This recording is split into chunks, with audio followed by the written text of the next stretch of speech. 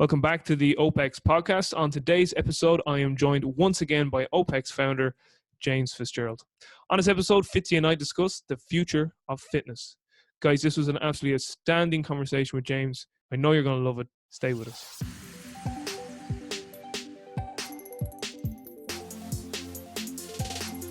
Okay, Fitzy, we are recording. Just for the listeners, I think James thought we were recording because he started giving off golden nuggets, and I was like, you have to stop because I have to press record here. So before we get going, how are you keeping?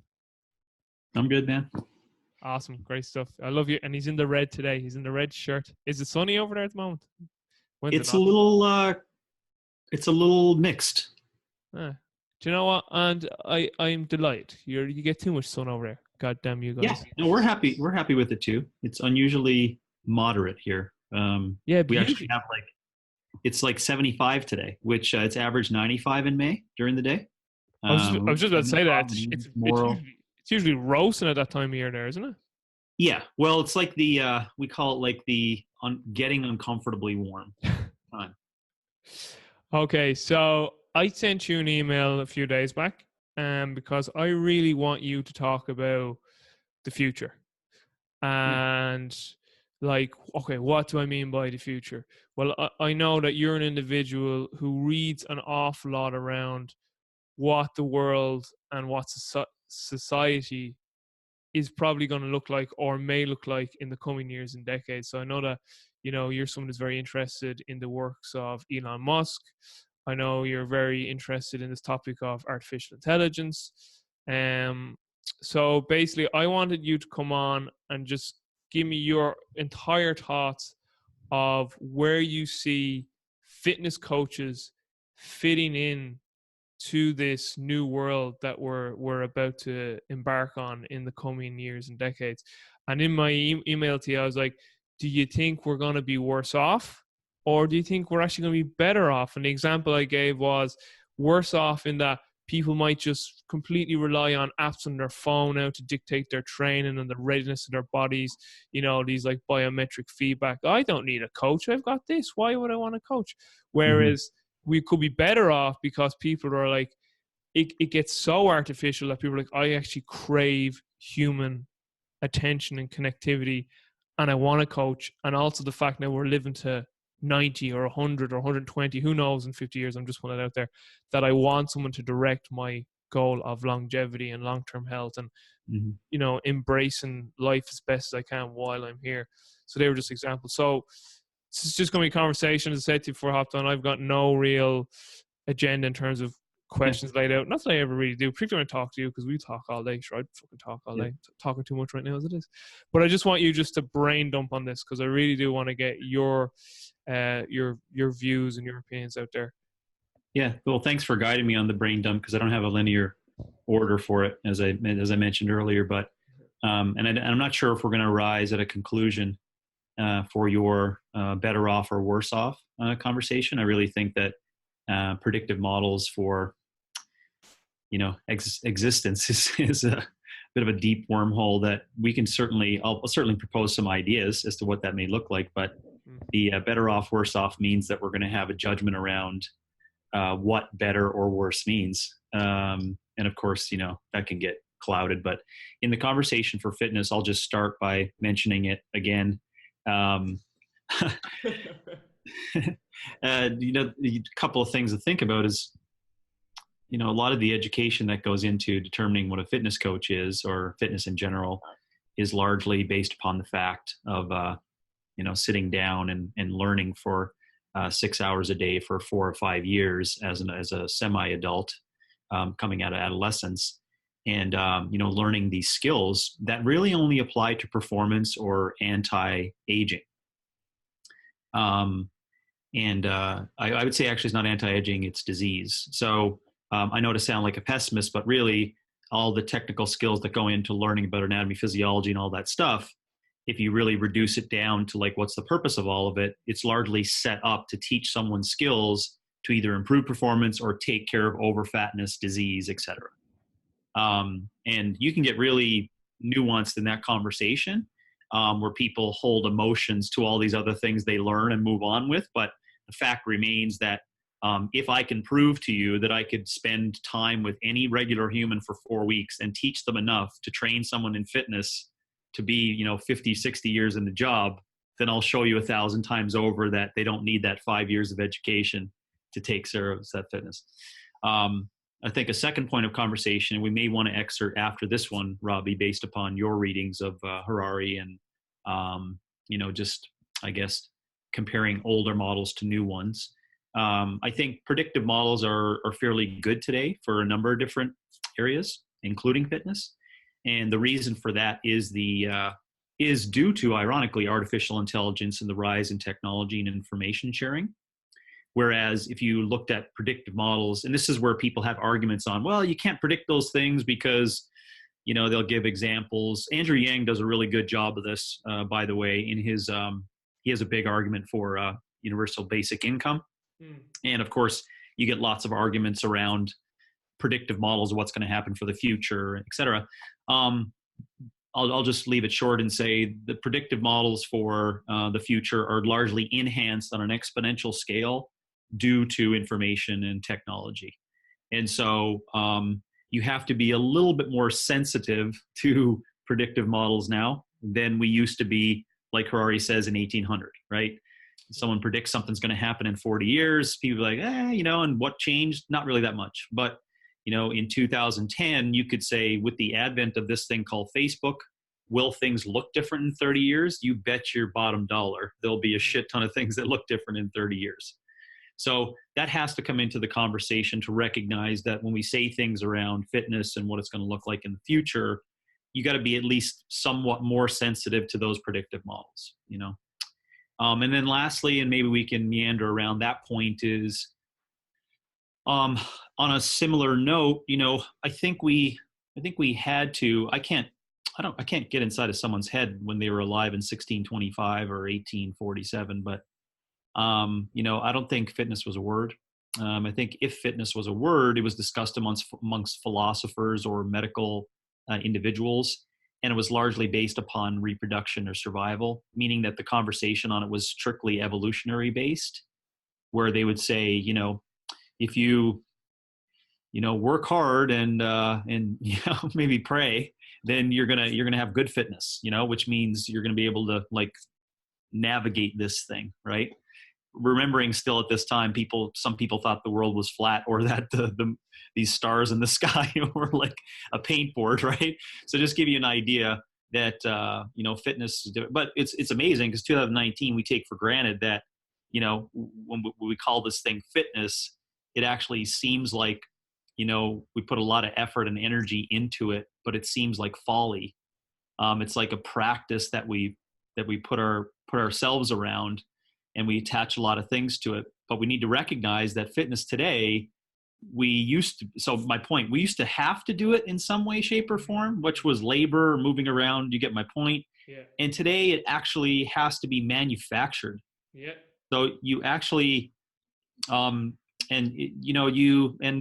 that's where it gets really, really weird. There's no other word to say it on, well, what should someone do, for fitness if the intent is let's call it, it's arranged and it's designed and it's structured, because you'd have to run to hunt for food, you'd have to walk 30 miles to transform a culture or a family, those kind of things. You maybe had to do some hunting and gathering during the day, which required movement patterns and specific things that we were set up to do. You get my point.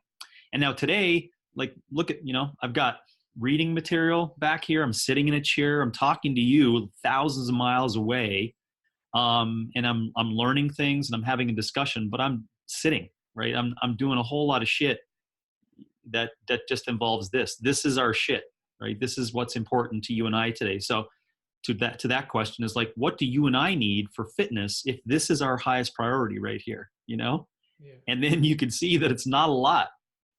It's, we have to manufacture things. So I'm not sure if that will lead into some other areas of conversation, but I think we're in this weird spot where we have to manufacture fitness.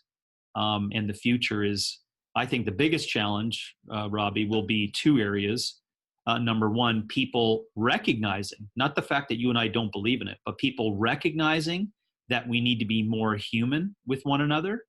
And we need real, true personal relationships and feeling amongst one another, which of course is tying in fitness coaching and the education around that. And then secondly, the big challenge on behaviors around why you should do resistance, right? Or why you should challenge yourself physically, why you should sweat, why you should do, because it's a pretty bleak argument to tell people and to teach them the values that are associated with doing activity every day. It's a pretty bleak argument. I think just to give the listeners a bit more reference there, because you mentioned Harari, and that was actually when we were offline. So I was telling James that the reason why I wanted James to speak about like the kind of the future of fitness, and more so like it's kind of the future of humanity and where does fitness fit into that picture, particularly with the professionals who are in the fitness coaching profession. I read Harari's latest book, 21 Lessons for a 21st Century, and I've read Sapiens. And so for the people listening, they're like, "You read Sapiens? You read his new book? What did you do with Deus?" I was like, "Yes, I skipped Deus," and I went back to it now. But basically, with Harari, he makes this sort of he gives this example of like, if you ask someone in 1050 or whatever year he gave, what's the world going to look like in 1100? And they're not the exact dates, but you get what I mean. Like he's like, the world won't look that much different. It's, in terms of its hierarchical structure, and you'd have peasants. And I think like back then it was like medieval times, you had castles and kings and queens. And it's like, it didn't change in 50 years. It was the exact same. Whereas like you look at now, if you said to someone, what's the world going to look like in 50 years? So what do we, so it'll be 2069. The world is going to look drastically different. Probably, not probably, it is now. Predicting on what exactly it's going to look like. Yeah, you're 100% correct in that. There's something just took my attention there. You're 100% correct in that. Predictive models aren't great, and it's funny because one thing I did want to say here was about Philip Tedlock. He's a guy that John Kiley references a lot in his writing about periodization. And Tedlock is a guy like who writes around like how poor we are at prediction, like humans. Yeah. So like, yeah, we're brutal at predictive models. And again, that goes back to because we live in a world that's uncertain. Like we're dynamic organisms living in a dynamic organism that is the world. It's just like, we that's why the whole field of statistics has come about, Yeah, I would ask those people to dig, if they're a little bit hesitant on predictive models, to my point, I would ask them to dig a little deeper. Because as I said, I know I just used one word, but feedback loops and output-input systems have gone like 1,000x faster. Yeah. And people forget that we now have machines that can kind of order ideas, right? And so his arguments were based upon humans. Yeah. Ideas, Ray Kurzweil kind of stuff, and singularity concept. But it's just there's just way too much data that can be read out there that gives us little indications as to where things are moving. So definitely, that's the strength of just tech today.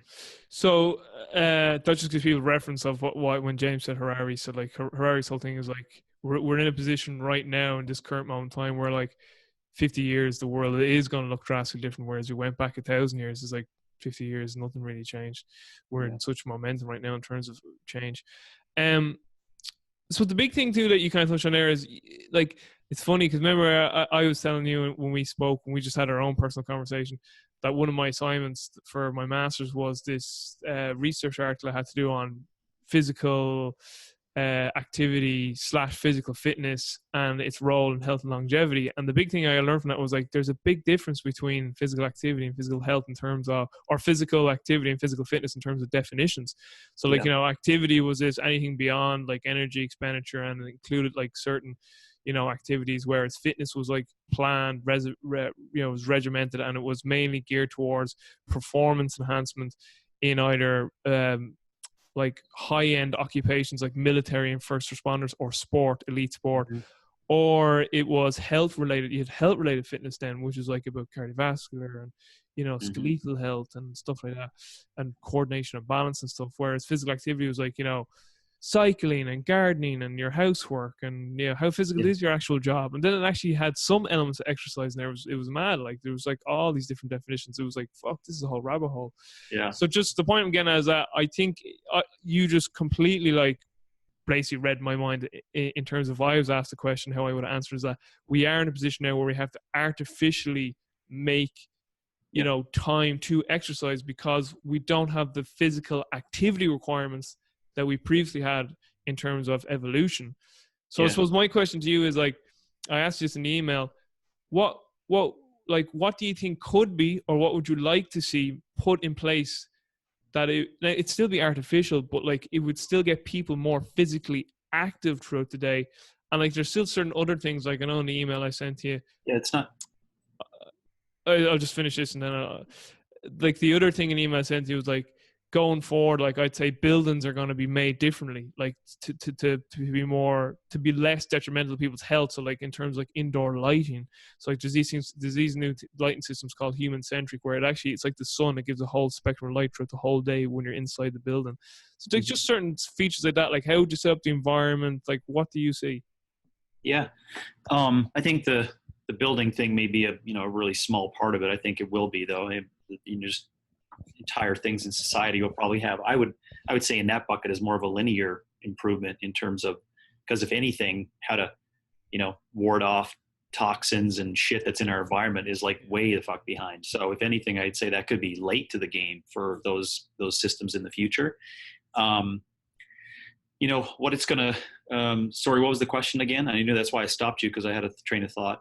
Oh, sorry. So no, it's I suppose like just going forward into the future, what would you like to see done from, I suppose, a social setup to improve, like people just being more active, like like again structures of like you go to Holland, like, and it's just like there's cycle lanes everywhere. Everyone cycles. So it's just like then like you go to LA, it's just like the place is just, it's fucking jungle. Like everyone's in a car because it's so big. Just like certain, like what are certain like social structures, or do you think that you'd like to see, or that I don't want to say should, but you think will be conducive to enhancing human health and longevity as we go forward? Because we're just going to get more technology and AI like going forward. It's kind of like, how can we take what we have or what we potentially will have and use that to our advantage to have better, healthier, more fulfilled lives, rather, because you get these people who are so like pessimistic, like,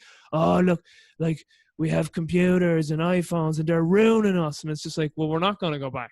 So like that train of thought's getting us nowhere. It's like, how can we take what we have and enhance human longevity and the quality and the robustness of the human organism with the technology that we have and will have going forward? Like what would you like to see as well from from a social standpoint? And like for me, so I'll give you an example. For me, like I think buildings need to be, and we just kind of they need a drastic overhaul, like how buildings are made, the light, the heat, and the regulation structures, stuff like that. Like I'm a bit more of a pessimist on, first of all, I got to be honest with you, I am more of a pessimist on that, as to what it's going to look like, simply because it's kind of nihilistic. But again, there's predictive models on how, and all enlightenment stuff aside, which is largely cognitive and spiritually based, I guess you could say, in terms of thoughts and etc.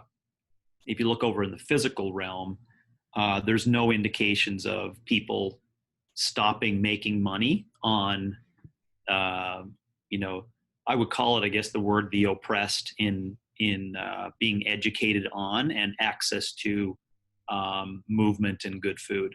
So I don't see it going up from there. The only way I can see it actually, because we're in a bubble, right? We're talking about a fucking kid down the street who's got a bike and their parents drive a BMW. I just want to clarify that. Like, there's fucking 7 billion people on this planet, and if we're really putting it all into a bucket, what is it going to look like? It's not going to look good. I'll be completely honest. And just imagine, like, maybe I can change 10 people in my neighborhood on their behaviors around intention and exercise. But if you're considering success, like 95% of all people falling in love with like movement and good food, it's not going to happen. I really don't think it's going to happen.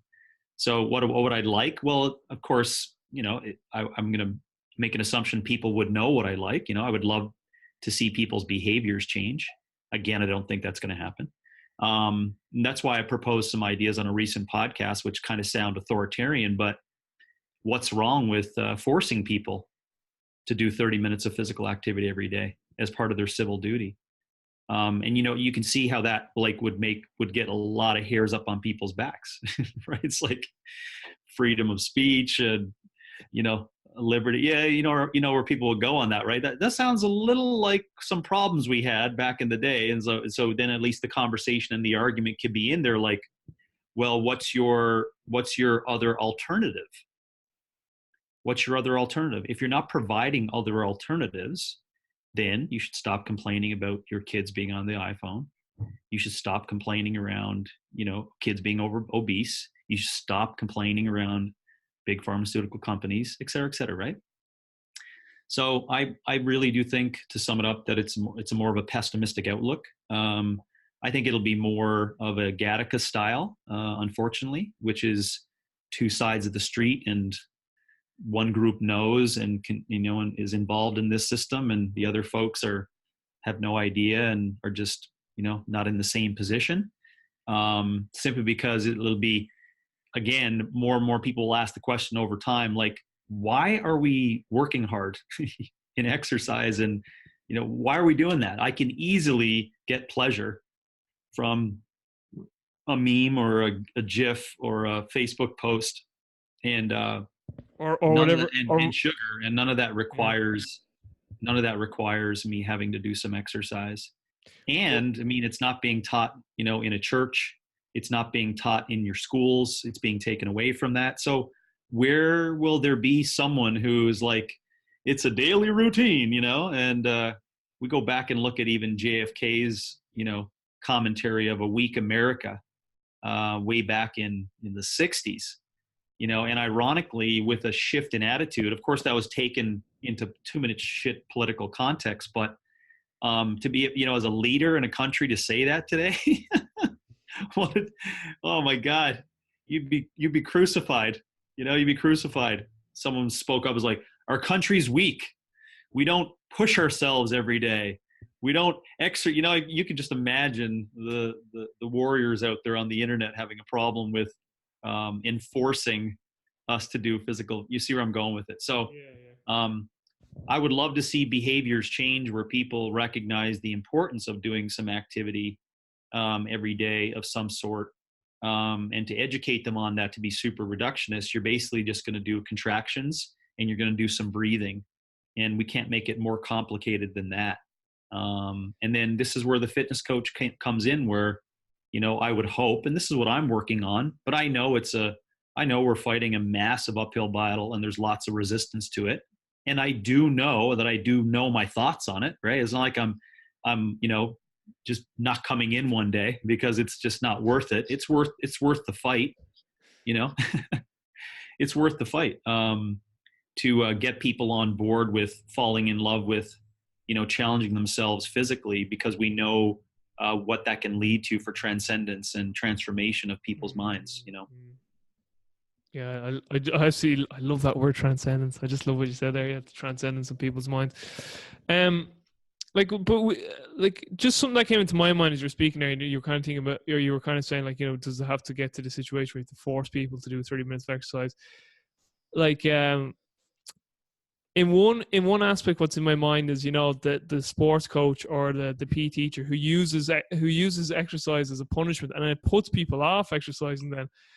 But like, does this not go back to our conversations between me and you, and even between ourselves and the guys at Brandex? And really, it's like, it just needs to be introduced from day one. Obviously you're not taking a baby out into the square. Let's go, baby! But like, just physical activity, fitness. It's just such a part of the family life that the kids, like, this is like, it's, as you said, Yeah, it's just yeah, but their breakfast. parents don't do it, Oh, that's it. and none of their friends do it, Yeah, but I'm saying and that their that's, parents never did it, yeah.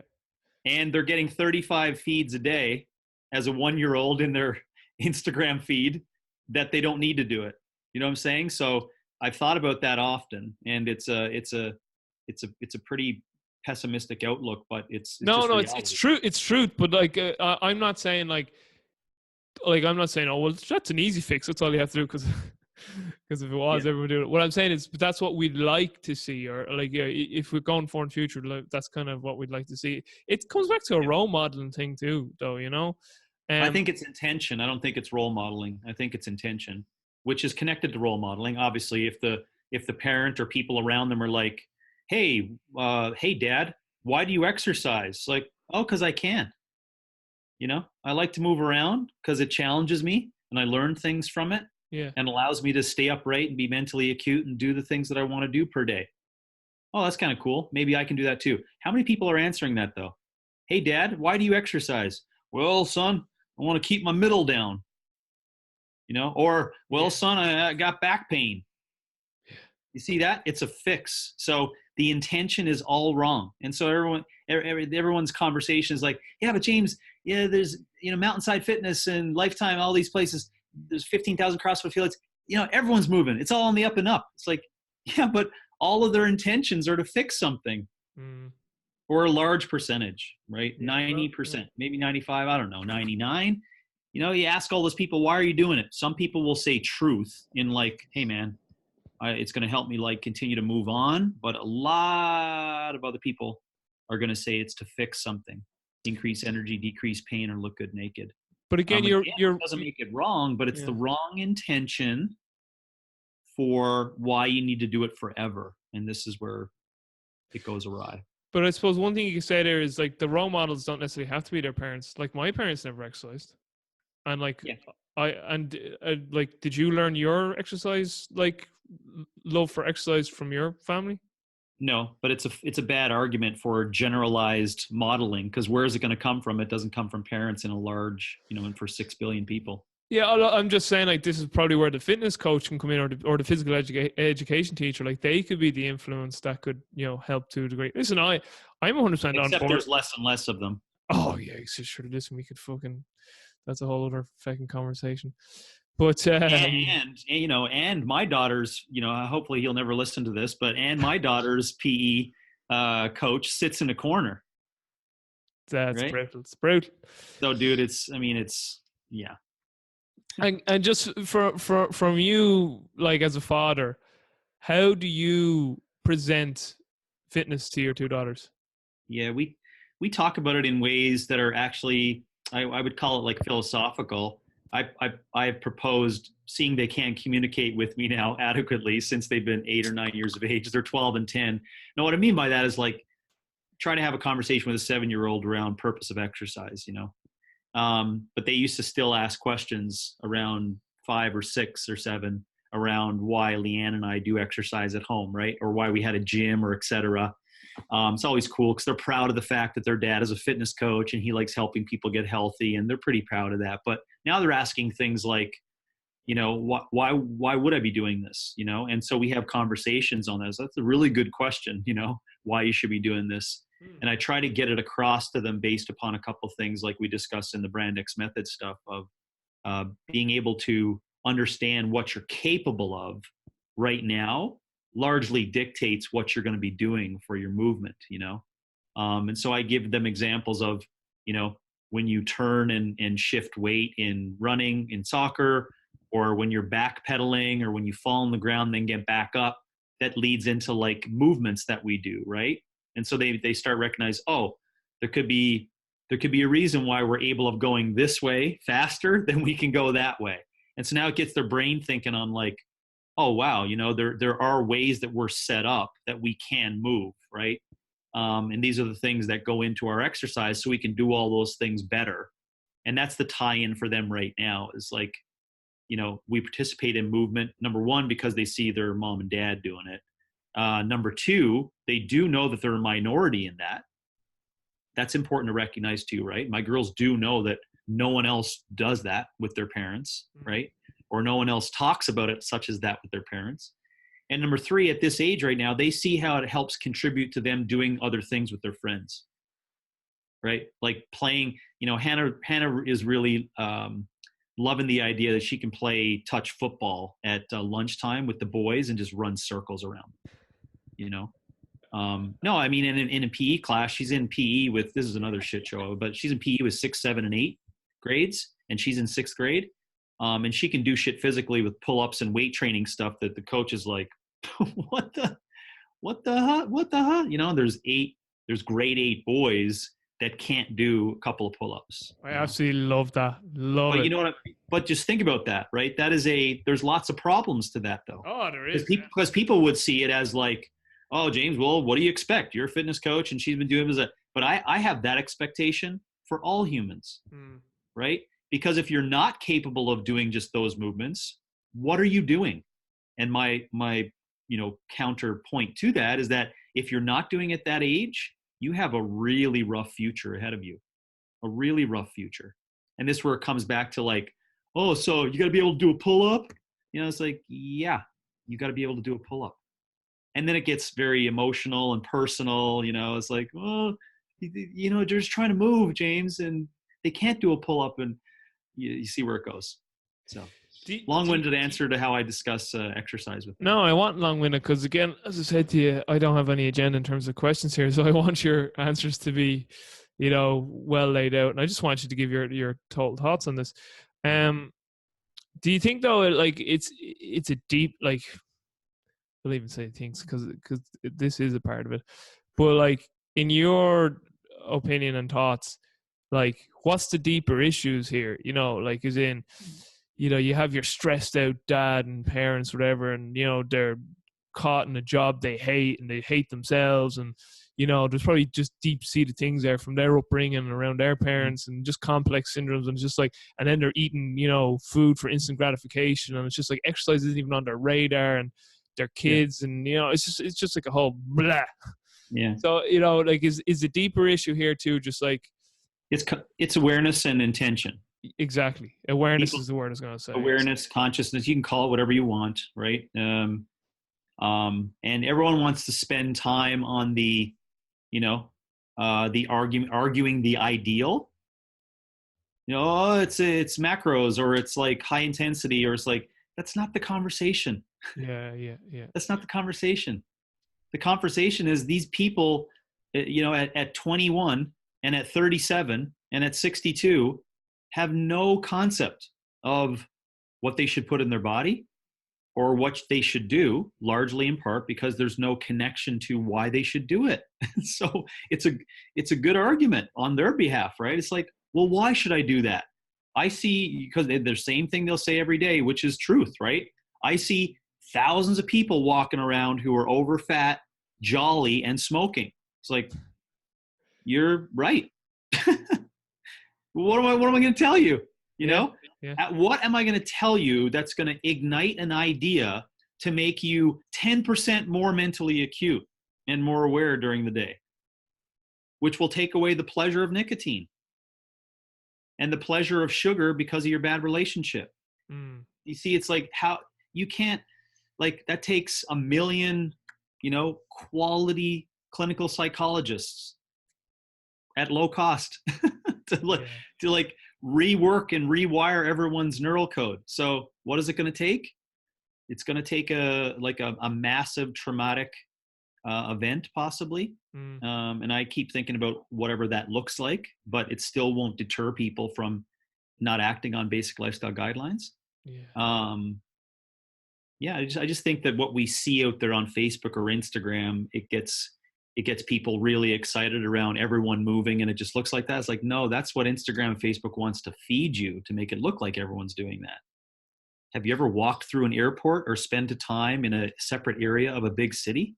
Yeah. Right? Go there and see some reality. Have you ever been inside of a school or a lower income school for physical activity and foods? Come on. Like, I'm just talking reality. No, yeah. Like, I was just about to, what came to my mind there was that I think people think that, oh, but like, there's more gyms and everyone's moving. I look at my Instagram feed or my Facebook feed. It's like, yeah, because that's the bubble you live in. Yeah. Like, I never see alcoholics because I don't hang around alcoholics. But if I guarantee if I went to a pub now this evening, I'd see a lot of alcoholics. Do you know? Yeah. Because it's just because they're Or not just in my because bubble. we said it, it's going to show up on our Instagram feed now. Yeah. A sponsorship for Golden Goose or Goose Vodka or something, whatever it's called. The Some bird fuckers are listening to us right now, so they're marked up 100 times. Oh my god. But I suppose it's just kind of wrapping this up now. Where do you see like AI or technology going forward in terms of fitness? Like in terms of, I suppose, helping us and being hindering us. Yeah. Like, because I Yeah, know the help I think is over time is that we'll be getting better feedback. The more I've thought about this, and I've been down, yeah. I've done my reading on this to recognize this interesting dilemma that I have, because I can't predict it's going to happen. But the hindrance is that with this increased reading and knowledge of how we're working and what's going on, I'll give you a little example of A1C, although arguably not a best measurement over time. Let's just call it continuous glucose monitoring. That's like the Dexcom 8 version, Yeah. And it's cheap. Right? It's like $3 a month on an app, right?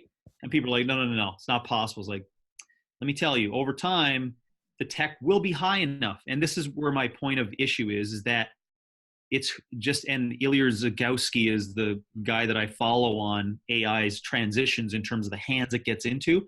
And these are all his strong arguments, which he's making me more and more apparent that it is a big problem. It's the hands that this stuff gets into that is going to be the biggest issue.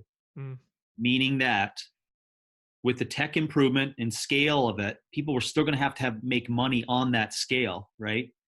Because larger entities in terms of sugar and Coke and tobacco and et cetera will just own that technological work. Yeah.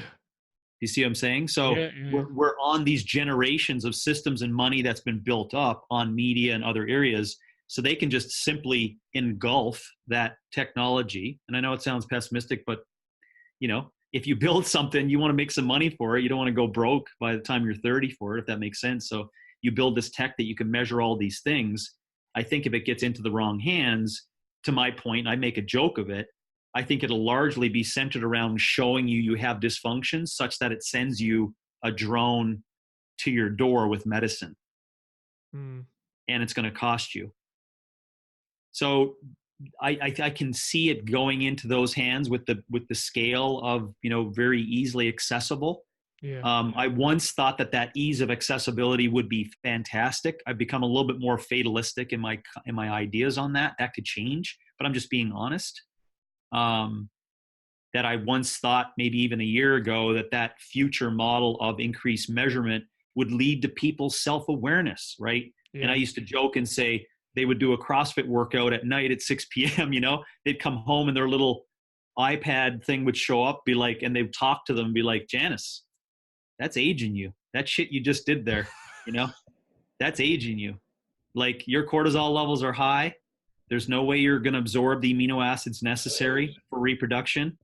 And my predictive models, Janice, are showing that you're going to sleep poorly, which is going to lead to cognitive dysfunction, so that tomorrow's meeting, you're probably not going to be at your best. Yeah.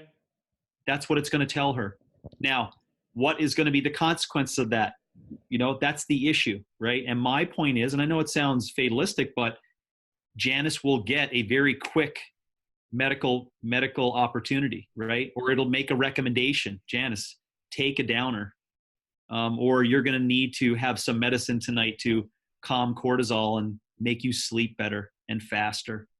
You see what I'm saying? It becomes a really shitty knee-jerk effect of that measurement. Yeah, that was actually, I was just about to say it to you, because I don't know if we spoke about this on our podcast or it was just in conversation, but I remember like you were saying like you could see the future where people get up in the morning and like straight away it's like your hydration levels are this, you should drink this amount of water, and that's a guarantee. Yeah, and like your vitamin D level is this. You should take Yep. vitamin D or get 20 minutes right now out in the sun and da, da, da. Like Yep. like to me, like I think that stuff will be very useful, in the future. But then I was talking to Max Schmarzo. Max Schmarzo, he's in Colorado and he works with a company, and their big thing right now is biometrics. So he's big into this world. And he was like, so his whole thing is like he's all for like technology and the integration of technology with fitness and in terms of enhancing, in terms of enhancing human performance. But he made a good point to me. He said, yeah, Robbie, he's like, it does all sound great, but then if you get people who are very libertarian, they're like, this feels like it's encroaching on me as an individual. Like, I don't want to be fucking told that I have to drink water now and take this vitamin now. So he's like, there's that other aspect of it too, where it could actually repel people against. So like it's a whole other rabbit hole we could go down. Like, for sure. But that's what I said. Depends upon the hands it gets into. Yeah. Right. And if you think it's not important, again, back to your initial point on, is this even conversation worthwhile? Mm-hmm. Go check out where everyone's been spending money over the past 10 years. Where have people been investing? You'll see that like on the top list of 3, biometrics is heavily invested in. Wow. Massively funded. And why would it be? Because it's an opportunity for people to make a shit ton of money off medicines that are going to be dropped from a drone to someone's door because of that self-measurement. But it's only a this is only a continuation of the trend of people, they're biohacking nowadays. That word everyone uses. Like, well, I think we're in I call it a weak beta version right now. All the stuff that's out there for measurement right now is weak. But there are things going on in different locations that I'm privy to.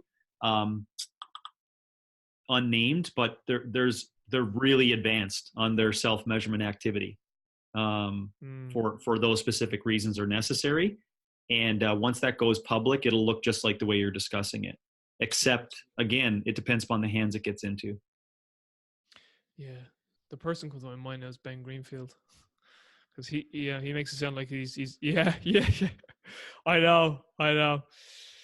But like he makes it sound like he's doing shit all the time. But it's just again the hands it gets into. But come here, tell me this. So just with the continuous glucose monitoring, did someone say to you that it won't get that cheap? Because that, like, I mean, look at DNA testing now. I mean, you can get your DNA done. Like 10 years ago, that was costing hundreds of thousands. Now it's a few $100s. Like, yeah. So, no, it's just a common argument of people with who are scared of the predictive models. That's all. They just don't trust the predictive models. Yeah. I like to say they're going off a 1995 science on predictions. It's like, man, that was pre-internet. That's total different, And the last thing I'll say on this is like one word: Google. The last thing I'll say is like, while this has been a very enlightening conversation, as always, like I suppose the only real thing, this is just my current thoughts and opinion, like the only real thing you do is just take responsibility for yourself. Like you could sit down and worry about the world and all these external factors. It's like, listen, all you can really do is take responsibility for what you bring into creation from moment to moment, and just take responsibility for how you behave and how you lead, you lead your life and act around others and individuals. It's like Gandhi says, be the change you want to see in the world. Just take responsibility for yourself, really, because at the end of the day, while these conversations are good, they are sort of fruitless endeavors. And I understand when you're like, well, I know it sounds pessimistic. Like, it's not really. You're just being realistic to me, to be honest. Yeah, but I think people need to be aware in order to make a change. If you want to be a change, it's based upon your awareness or your ethics or morals or beliefs. If people's beliefs are founded on 3 generations of laziness. I'll just use a slapstick word that's unfortunate but true for some. True. Like, how are you going to become woke to fitness? But again, that embedded in your system. But again, it can't happen because again, like I mean, like say the. I'm not saying it's not going to happen in 1 out of 1,000. Oh yeah, I know that. Well, right? I don't think it's that rare though, James, because again, just going back to the environment, just saying like my parents that wouldn't be into any of the stuff we're talking about here in terms of, like, if I sit down and ask my parents what's the meaning of life, or like what do you think about the future, or just like we're completely, and I'm not saying that I'm not just for the listeners and for yourself, I'm not putting myself on a pedestal saying I'm way better than my parents, but Yeah, no. it's just like I got indirect mentoring from other individuals, dead or alive, from reading books, or like you. Like, I mean, you have a massive influence on me, and we're not related. Like, I just happened to come across your work through, I wouldn't say happen to come across, but of course, from getting into strength conditioning and blah, blah, blah, and it led to obviously me coming across yourself and your work. I'm just saying that people can be influenced by other factors outside of their immediate family and friends and society, and it is more rare, I suppose, but it can still happen. Like, yeah, there was there was 3 magazines in 1995.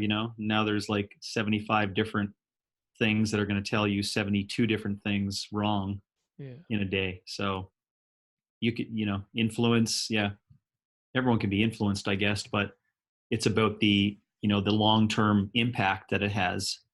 Again, having that ideal of people being woke to fitness and basic lifestyle guidelines. Yeah.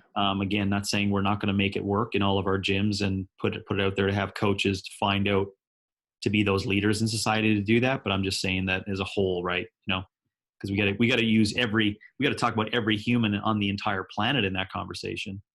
Otherwise, again, we're just talking about like 50% of people, which is too many that are participating. Yeah, that are participating in fitness, but I still don't think that they're, aware of their intention of it. To ask people what their 20-year plan is, for fitness today, you'll get laughed. You get laughed out of that conversation. Yeah. No, listen, it's great stuff. Finishing up, what are you currently reading? Just this morning before you got here, Dream On. It's a book by Tom Hatton. He's the owner of a bunch of gyms in Arizona in the Valley, Mountainside Fitness. He's got a good story. I'm only a little ways into it, but just started that. Yeah, you'll be impressed with this reading. Sapolsky. Veru. Yep. The great Estonian. A couple of reminders on some old school academic work on classic. Yeah, I love seeing the original stuff on that, because there has been some shifts in some of the research over the past 10 years in that area, but that's still a solid book. So adaptations of sports training, just in case the listeners like, what book are they talking about? Yeah. So yeah, that's this is going to come out afterwards, but you're in London. OPEX Gatwick? Yeah, we're there next week, and then I go to Coeur d'Alene for the summer.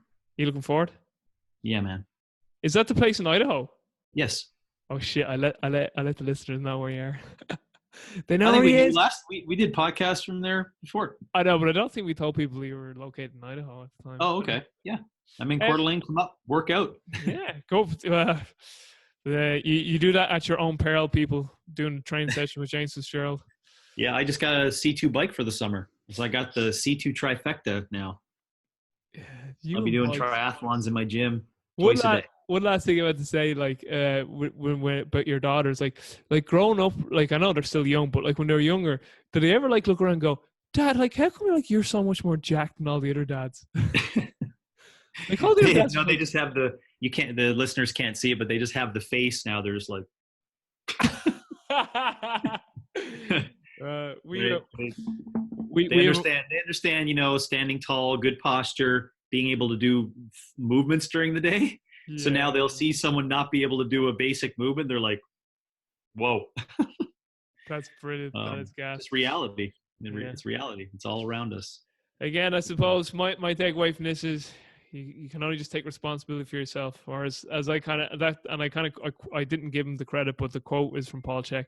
I remember I asked Paul Chek one time, what's it mean to be spiritual? And he says, listen, being spiritual is nothing more than taking responsibility for what you create moment to moment. He says, if you're doing that and you're doing it in a way that contributes to the world, he says, you can do nothing else. Yeah, good caveat to finish with, that which contributes, because you can be off your rocker and think you're being the change. Exactly. All right, peeps, that's it for today. Fitzy, I'll say goodbye to you offline here when I stop recording. But thanks a million for doing that for me, because it was a topic I really wanted to get your thoughts on.